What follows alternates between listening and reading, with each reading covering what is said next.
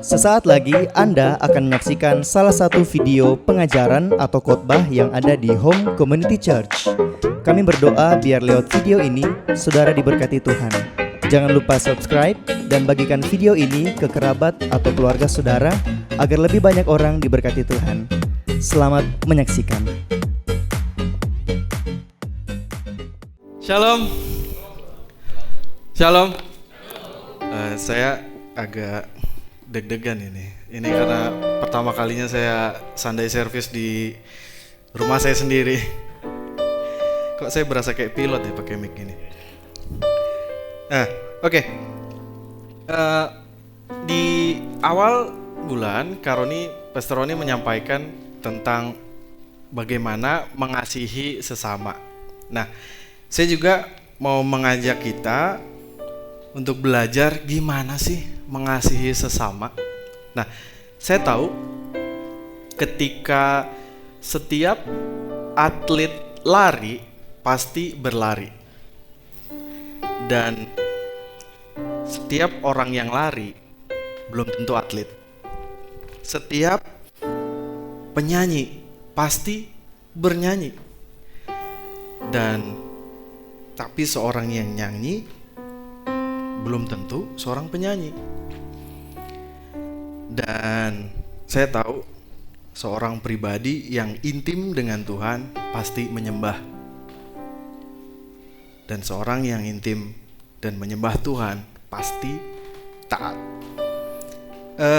Saya ingat apa yang Pastor Roni sampaikan pada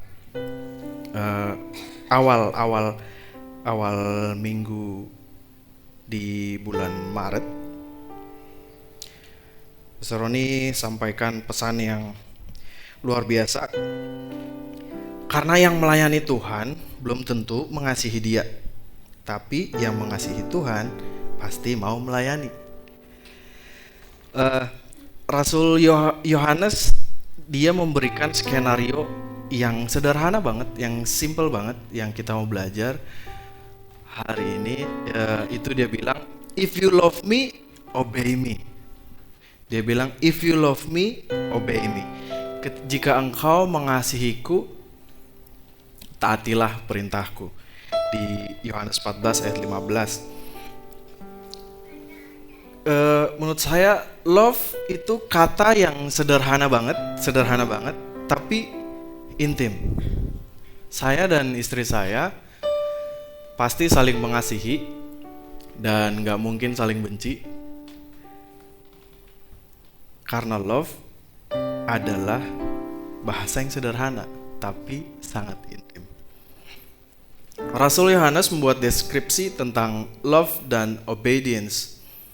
Ketaatan bukan bahasa keharusan dan paksaan, tetapi ketaatan adalah bahasa kasih yang bersifat personal dan relational. Obedience is the language of love yang bersifat personal atau relational. Setiap kita yang memiliki hubungan selalu dua arah, nggak mungkin satu arah. Nah, itu sebabnya Tuhan mau setiap kita untuk taat apa yang Dia perintahkan dan dengan apa yang Dia lakukan. Jadi ada hubungannya satu dengan yang lain untuk mengasihi, karena obedience bersifat personal atau relasional. Nah, ketika kita berhasil dan mampu membangun keintiman dengan Tuhan, kita akan mampu juga untuk mentaati perintah Yesus untuk saling mengasihi sesama. Visi gereja kita ada yang tahu? Ada ya? Pasti ada yang tahu ya? Kok sunyi ya? Ada yang tahu? Visi gereja kita adalah menjadi rumah yang relevan dan membawa perubahan bagi generasi. Misi kita adalah membangun jemaat menjadi keluarga yang mengasihi Tuhan dan mengasihi sesama. Love God, love people. Kalau ruang hati ada di Jalan Setiabudi. Yang belum datang pastikan datang. Di situ ada ruang hati. Nah, taat pada Tuhan itu mengandung unsur atau dasar yang penting, yaitu love. Nah, untuk bisa love God, love people, itu nggak bisa dipisahkan dari ketaatan. Kita nggak bisa mengasihi sesama kita nggak bisa mengasihi Tuhan dengan lepas dari ketaatan. Karena ketaatan atau obedience adalah bahasa aslinya hopakoe. Hopakoe is to listen under. Ada pepatah mengatakan sedia payung sebelum hujan. Buat apa sih? Kayak orang kurang waras gitu. Kalau sedia payung sebelum hujan. Tapi kita mau taat. Mau hujan, nggak hujan, sedia payung sebelum hujan. Yunus Tuhan perintahkan ke Niniwe, tapi pada akhirnya dia masuk ke dalam perut ikan besar, bukan ikan paus atau ikan hiu. Ikan besar karena Yunus tidak taat. Karena Yunus tidak taat untuk terhadap perintahnya Tuhan. Tapi satu tokoh lagi, Nuh Tuhan perintahkan untuk membuat bahtera. Sebelumnya dia nggak tahu bahtera itu untuk apa. Tapi kenapa dia bisa taat?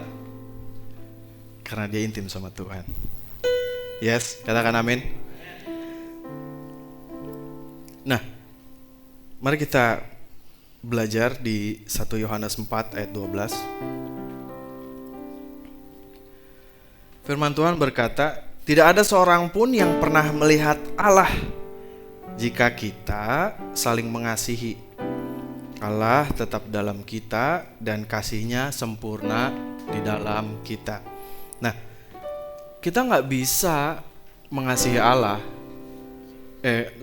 Kita nggak bisa melihat Allah, tapi jika kita saling mengasihi, kita bisa melihat Allah di dalam kita dan kasih-Nya sempurna di dalam kita. Karena Allah adalah kasih. Yes.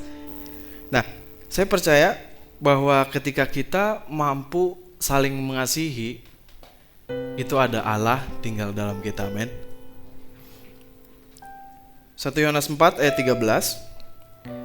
Demikianlah kita ketahui bahwa kita tetap berada di dalam Allah dan Dia di dalam kita. Ia telah mengaruniakan kita mendapat bagian dalam Roh-Nya. Kita diberikan Roh Kudus sejak kita lahir. Saya yakin banget ketika kita diberikan Roh Kudus, apa sih fungsi Roh Kudus di dalam kita? Fungsi Roh Kudus adalah untuk membantu kita agar kita dapat mentaati perintahnya. Amin. Amin.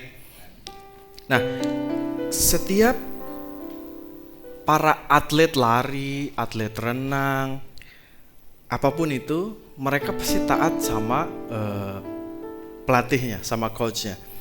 Ketika dia tidak taat, dia akan berlomba dengan asal-asalan. Sama halnya dengan kita. Ketika kita nggak taat sama Tuhan, kita akan jalan sembarangan, kita salah arah, kita berantakan. Saya cerita sedikit. Saya adalah salah satu orang anak Tuhan yang tidak taat sebelumnya. Karena saya dulu, karena saya lepas dari orang tua saya hidup terserah saya hidup semena-mena, saya mabok, saya narkoba, saya pakai obat-obatan terlarang, saya pakai sabu, saya pakai ganja, sampai saya salah mukulin orang, sampai saya masuk penjara. Dan itu akibat karena saya tidak taat dengan apa yang Tuhan perintahkan. Amin. Itu kisah saya. Karena keintiman antara saya dengan orang tua saya itu tidak ada. Itu sebabnya saya bisa salah jalan. Tapi saya bersyukur banget ada bapak yang sangat baik. Bapak yang baik banget buat saya sampai detik ini. Tuhan Yesus selalu memberi saya arahan, tuntunan, dan pattern yang jelas. Karena kenapa? Karena saya mengalami secara pribadi, saya bukan mengalami karena katanya itu Tuhan Yesus baik loh. Katanya Tuhan Yesus itu bisa ngasih mujizat loh. Katanya Tuhan Yesus itu bisa menyembuhkan loh. Saya nggak pernah mendengar deh katanya, tapi saya merasakan dan mengalaminya sendiri. Satu kali ketika saya dan istri saya bergumul tentang tempat tinggal. Kami pindah dari kontrakan kami yang lama di lorong kecil. Saya tinggal sama Ivan sama Ein waktu itu. Kita bersebelahan tinggalnya. Setelah itu ada teman yang baik hati banget mengizinkan kami untuk tinggal di rumahnya. Dan ketika itu mujizat itu terjadi ketika saya dan istri saya berseru, "Tuhan, kami mau tinggal di mana? Kami udah mau punya anak nih. Karena kami nggak mau rempong nih, kesana kemari, pindah lagi, pindah sini, pindah situ. Saya nggak mau. Mari Tuhan berikan direction yang tepat, karena arahan yang tepat dari Tuhan itu pasti luar biasa." Amin. Saya selalu melangkah dengan iman. Kadang-kadang istri saya suka nggak percaya dengan apa yang saya imani gitu. Tapi that's faith. Itu iman saya. Saya bisa memiliki iman yang begitu besar, yang gak masuk akal. Saya pernah bilang gini sama istri saya, sewaktu-waktu rumah ini kita beli. Emang bisa? Bisa. Emang ada uangnya? Enggak ada. Kan iman. See? Dan setiap malam saya berdoa, Tuhan, mari Tuhan, kami beriman, rumah ini menjadi milik kami. Dan kami yakin kami akan memiliki rumah ini. Setelah itu besokannya, terus bayarnya gimana? Oh oke, berarti harus spesifik. Tuhan, kami berdoa rumah ini menjadi milik kami. Semua cicilannya ke bank, pengajuan apa segala sesuatunya Tuhan yang lancarkan, dan kami yang tahu Tuhan ini rumah yang bayar. Rumah ini Tuhan yang bayar. Berapa minggu lalu sebelum saya meeting ke Bandung kemarin, something happen.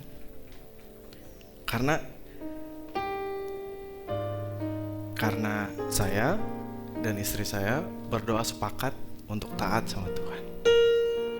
Ketika saya taat sama Tuhan, ketika kita semua taat sama Tuhan, saya yakin, dan saudara harus yakin dengan imanmu, Tuhan akan mengerjakan sesuatu yang luar biasa dalam kehidupan saudara. Amin.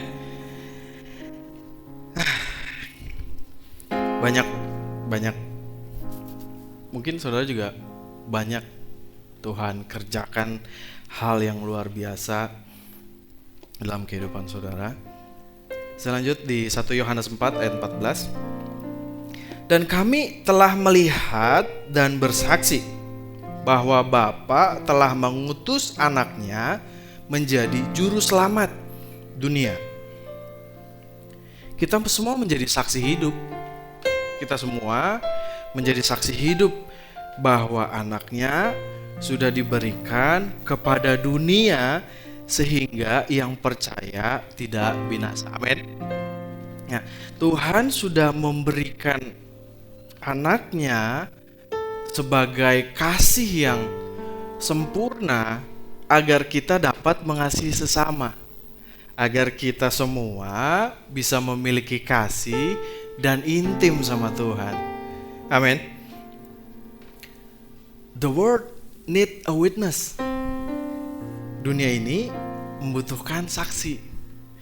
Saksi akan memberatkan atau meringankan dalam satu pengadilan. Mari kita bersaksi bahwa Yesus itu adalah Tuhan. Amin. 1 Yohanes 14 ayat 15 sampai 16. Nah, nanti kita bisa baca. Masa depan kita akan sangat ditentukan oleh suara Tuhan melalui firman-Nya. Di ayat 15 berkata, barang siapa mengaku bahwa Yesus adalah anak Allah, Allah tetap berada di dalam dia dan dia di dalam Allah. 16. Kita telah mengenal dan telah percaya akan kasih Allah kepada kita. Allah adalah kasih, dan barang siapa tetap berada di dalam kasih, ia tetap berada di dalam Allah dan Allah di dalam dia. Katakan amin. Masa depan kita sangat ditentukan oleh suara Tuhan melalui firman Tuhan. Karena firman Tuhan ini adalah Tuhan sendiri. Amin. Rasul Yohanes berulang-ulang mengatakan ini, bahwa obedience harus didasari dengan kasih. Dan kasih ini adalah proses intimacy yang akan kita alami bersama Dia untuk mengasihi Dia dan mengasihi sesama kita. Amin. Di terjemahan lain dalam Living Bible berkata, God is love, and anyone who lives in love is living with God, and God is living with him. Tuhan adalah kasih, dan barang siapapun yang hidup di dalam kasih, dia hidup di dalam Tuhan, dan Tuhan hidup di dalam dia. Amin. Karena kita hidup di dalam kasih-Nya Tuhan, dan kasih-Nya hidup di dalam kita, maka kita pasti mampu untuk mentaati perintah-Nya untuk mengasihi sesama kita. Katakan amin. So, apa sih prosesnya untuk bisa taat sama Tuhan? Apa sih prosesnya? Yang pertama, obey God daily aja. Taat kepada Tuhan setiap hari. Taat kepada Tuhan setiap hari. Bukan hanya sehari, but the rest of your life. Seumur hidupmu. Saya pernah punya penyakit di paru-paru saya karena saya dulu perokok berat. Paru-paru saya sebelah kiri waktu di ronsen agak sedikit rusak dan banyak flek, sehingga saya harus meminum obat dari dokter itu 1,5 tahun lamanya. 1,5 tahun lamanya. Dokter, kalau saya nggak minum sehari bisa nggak? Kalau misalnya saya lupa gitu, manusia kan ya wajar tuh kalau lupa ya. Jadi saya bertanya sama dokter. Dokter itu bilang, Johan, kalau kamu lepas ini sehari, kamu akan mengalami eh, kesakitan yang akan yang sebelumnya kamu rasakan. Jadi dok, nggak bisa lewat nih? Ya nggak bisa. Dan mulai detik itu saya taat sama dokter untuk mengkonsumsi obat itu sampai obat itu habis. 1,5 tahun saya minum obat itu, dan puji Tuhan saya sembuh. Saya yakin obat itu hanya perantara kesembuhan antara Tuhan dan dokter, tapi saya yakin Tuhan Yesus adalah penyembuh yang luar biasa. Amin. Nah, saya yakin ketika kita mau taat sama Tuhan, Tuhan akan bekerja jauh lebih luar biasa di dalam kehidupan kita sepanjang kehidupan kita. Amin. Saya boleh, Cemeri, boleh minta tasnya? Boleh saya minta tasnya? Terima kasih. Oke. Ketaatan adalah bisa memberikan apa yang Tuhan minta dengan senyuman, tanpa komplain, tanpa bersungut-sungut. Dan ketaatan akan membawa sukacita ketika kita mentaatinya dengan benar. Amin. Amin. Terima kasih Cimeri. Saya nggak akan pakai kok. Tepuk tangan buat Cimeri. Thank you.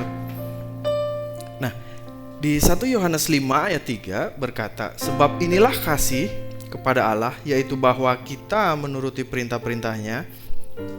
Perintah-perintahnya itu tidak berat. Dalam 1 Yohanes 5 ayat 3 berkata, perintahnya itu nggak berat. Perintahnya Tuhan untuk kita taati itu nggak berat. Mungkin kadang ya, terus gimana dong Tuhan? Kalau saya nggak mau, gimana? Mungkin kita kadang sebagai manusia suka bersungut-sungut, suka ya terserah kita mau taati atau enggak, besok deh. Saya juga masih suka kayak gitu kok. Ada yang suka begitu? Oh nggak ada, cuma saya berarti. Ya oke. Makasih loh, kalian semua luar biasa. Kalian semua taat banget. Pastor nggak taat loh. Nah, yang kedua, belajar untuk taat. Proses yang kedua adalah belajar untuk taat. Belajar untuk taat itu gimana sih? Belajar taat itu berarti melakukan apa yang Allah katakan pada waktu yang Ia katakan dan dengan cara yang Ia katakan. Sekali lagi baca bersama-sama 2-3. Taat itu berarti melakukan apa yang Allah katakan pada waktu yang Ia katakan dan dengan cara yang Ia katakan. Amin. Kita bisa datang lebih awal kalau kita nonton bioskop gitu ya. Ada yang suka nonton bioskop sini? Ada? Ada? Nggak ada loh. Padahal ada bioskop loh di sini. Oh ada? Oh iya. Oke. Saya suka amazing gitu. Dari tadi nggak ada yang angkat tangan. Cuma saya aja gitu. Kita semua suka nonton bioskop. Saya tahu semuanya hobi nonton bioskop. Saya apalagi. Saya kalau udah nonton gitu, biar lapar, kadang istri saya udah manggil-manggil, saya tetap aja nonton TV gitu. Kadang sampai dimatiin. Nah, kadang kita bisa datang 1 jam lebih awal atau setengah jam lebih awal agar supaya kita nggak telat nontonnya gitu. Kenapa dengan hal-hal yang begitu, hal-hal yang duniawi, kita bisa taat. Sama juga hal dengan kita pergi ke sekolah dulu ketika kita masih sekolah. Kita biasa datang setengah jam atau 15 menit sebelum sekolah, bel-bel sekolah berbunyi. Kita pasti udah datang ke sekolah. Kenapa sih kita bisa lebih awal gitu? Maksudnya kita bisa lebih taat gitu ketimbang mentaati perintahnya Tuhan yang jelas-jelas kita tahu itu dampaknya besar banget dalam kehidupan kita. Yes. Dan yang saya mau kasih tahu itu adalah ketika kita membawa payung itu nggak aneh. Mungkin ada yang bawa payung-payungan Hello Kitty gitu. Cuma kan ya kita pasti nggak akan memakai itu karena kita adalah orang-orang yang dewasa rohani. Kita adalah orang-orang yang pasti mau hidup dalam ketaatan, karena setiap usaha atau bisnis pasti kita membuat satu rules untuk mentaati rules tersebut. Ketika rules itu mau ditaati oleh banyak orang, mari saya ajak kita semua untuk taat sama Tuhan terlebih dahulu. Yunus melakukan disobedience terhadap Tuhan. Dia lari ke Niniwe, dia menghilang dari Tuhan, dan itu yang mengakibatkan dia masuk ke dalam perut ikan yang besar karena dia berargumen dengan Tuhan. Tapi ketika dia taat sama Tuhan, apa yang terjadi? Tuhan berikan Yunus kebebasan yang luar biasa. Amin.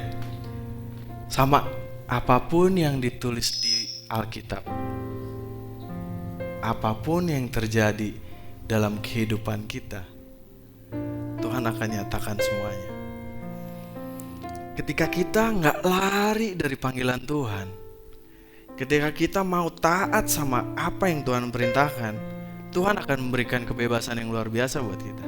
Amin.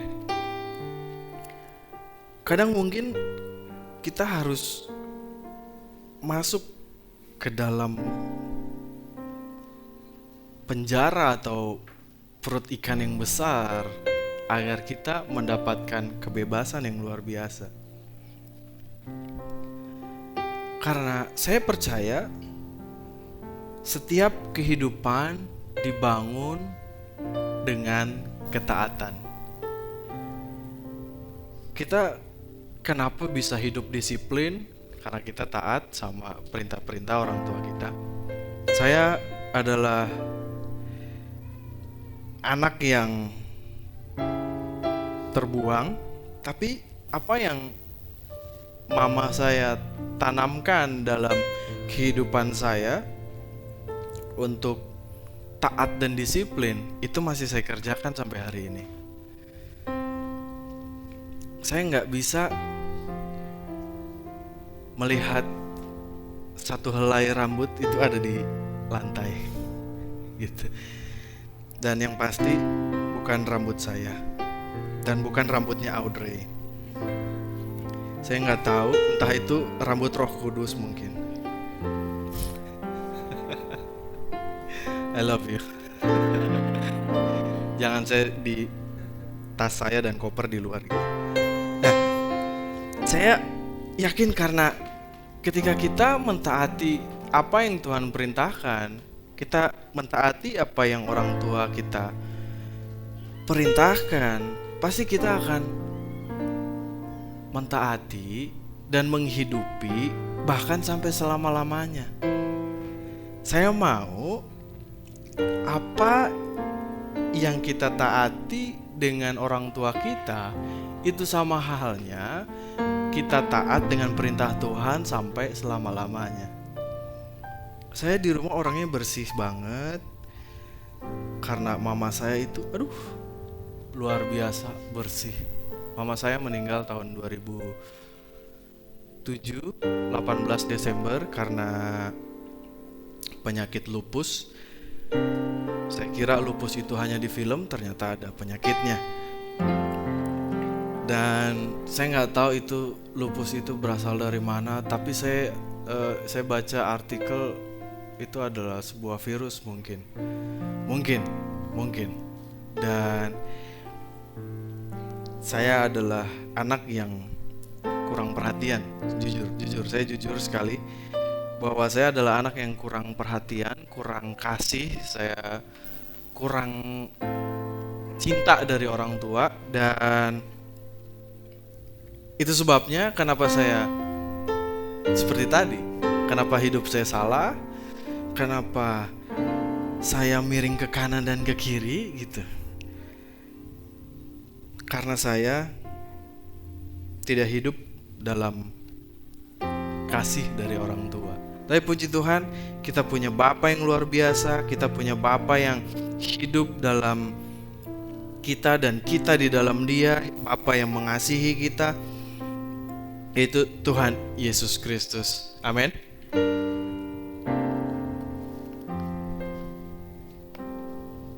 Ketika kita mentaati dan hidup kita dibangun dengan ketaatan, karena obedience is the root of all character. Ketaatan adalah akar dari segala karakter kehidupan pribadi kita. Yang ketiga, apa sih proses dari ketaatan ini? Yang ketiga adalah ketaatan sebagai kebiasaan. Tuhan berkata, "My sheep hear my voice."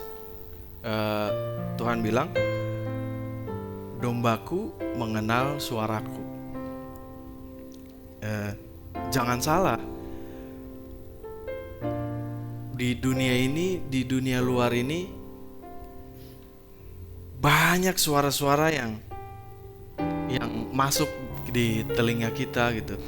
"Oh, Johan kamu begini, oh Johan kamu jangan begini, Johan begini, Johan begitu, Johan begini, Johan begitu." Sampai saya kadang suka bingung, saya harus dengar yang mana gitu. Tapi saya tahu, saya harus dengar suara Tuhan dari apa yang Dia katakan dalam Alkitab. Amin. Suara siapa yang akan kita taati dalam hidup ini akan menentukan nilai dalam masa depan kita. Suara siapa yang akan kita taati dalam hidup ini menentukan nilai apa masa depan kita nantinya. Ibrani 3 ayat 7-8 berkata, "Sebab itu seperti yang dikatakan Roh Kudus pada hari ini, jika kamu mendengar suaranya, janganlah keraskan hatimu seperti dalam kegeraman pada waktu pencobaan di padang gurun." Jika kamu mendengar suaranya, jangan keraskan hatimu. Jangan keraskan hatimu ketika kamu mendengar suara Tuhan. Saya pernah, apa yang Ibrani 3 ayat 7-8 ini bilang, saya pernah melakukannya. Saya pernah ketika Tuhan bilang, "Johan, saya mau kamu melayani saya lebih lagi, dan saya mau kamu belajar lebih lagi." Saya tidak pernah mimpi untuk berdiri di sini, untuk menyelesaikan S2 teologi. Saya nggak pernah mimpi sama sekali. Mungkin kalau saya nggak mendengar dan ketika saya mengeraskan hati saya, mungkin saya nggak akan punya Audrey hari ini.